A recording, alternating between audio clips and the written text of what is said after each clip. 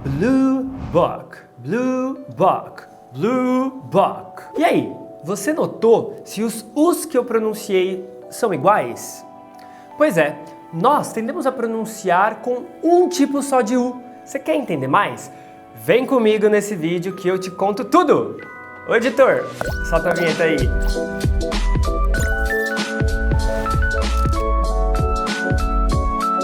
E aí moçada, aqui tô eu de novo com mais um da série Fonemas Distintivos. Lembrando que essa série te ajuda muito a discernir fonemas do inglês que têm diferenças sutis para nós falantes do português. Então, é muito importante que você acompanhe todos os vídeos, combinado?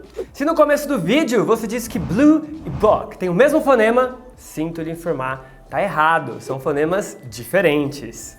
No português, a gente tem apenas um tipo de U. É por isso, quando a gente vai falar inglês, a gente acaba importando a fonologia do português e acaba falando inglês com os fonemas do português.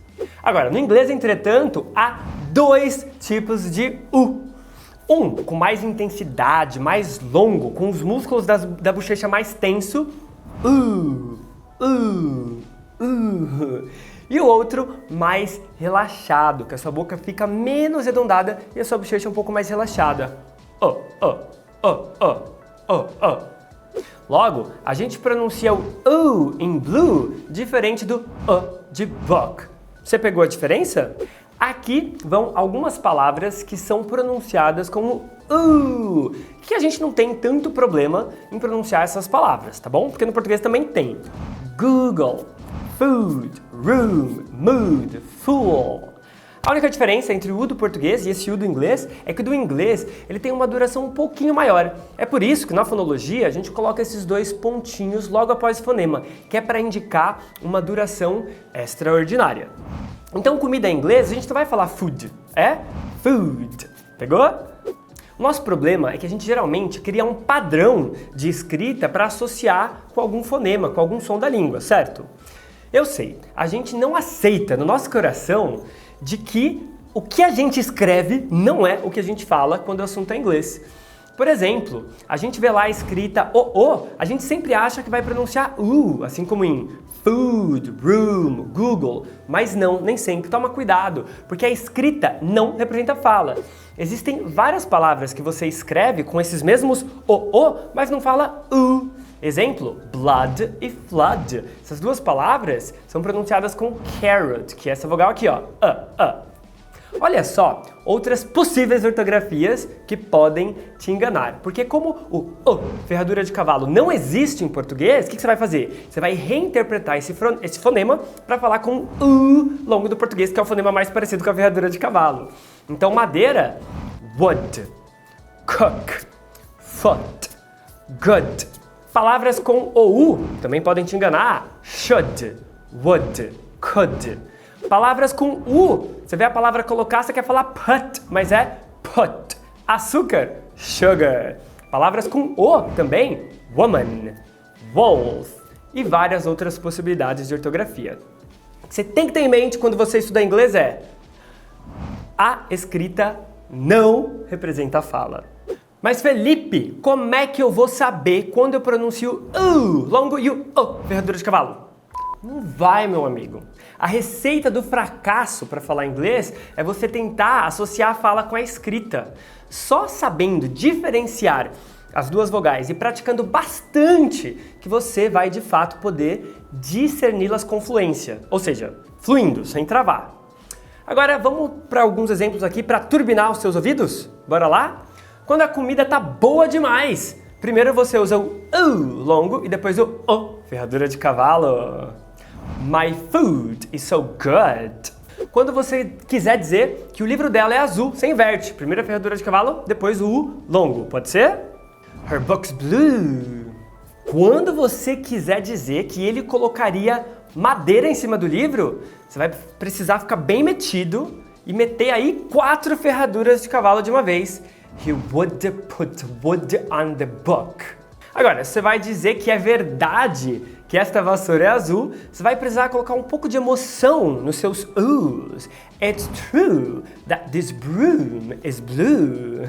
Olha só, mastigar em inglês você escreve com EW e fruta com UI. Mas ambas palavras você usa esse da emoção. Então para falar que eu mastigo uma fruta, I chew a fruit. Você tá vendo como a gente não deve ir pela ortografia ao estudar inglês? Bora agora fazer alguns exercícios de listening para ver se você já consegue identificar a diferença desses dois U's do inglês. Eu vou falar algumas frases que contenham ou o longo estressado ou o ferradura de cavalo. Você vai precisar ouvir com atenção e escolher o fonema que corresponde à palavra. Combinado? Vamos começar? Número 1. That was a nice pull. E aí? Eu disse que foi um bom puxão ou que era uma piscina boa? Número 2. The guy was not full. E aí, eu disse que o cara não estava cheio ou que ele não era bobo? Número 3. The story is just so full. E aí, eu disse que essa história tá muito cheia ou que essa história é muito boba? Número 4. Is that soot? E aí, será que eu perguntei se é ferrugem ou se é um terno?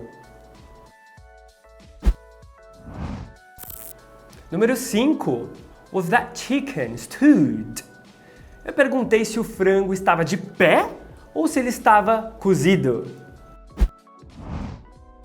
Número 6. Look, come here. E aí, o que eu disse? Olhe, venha cá, ou eu disse, look, venha cá? Número 7. That was a rude audience.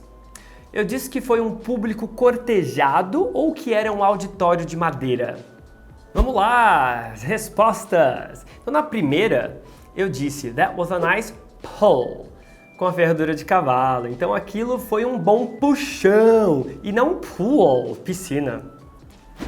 A número 2, eu disse que o homem não era bobo. Então, the guy was not fool e não fall. Então, no número 3, eu disse que essa história estava cheia, fall, e não fool. No número 4, eu disse soot, que é ferrugem, e não suit, que é terno.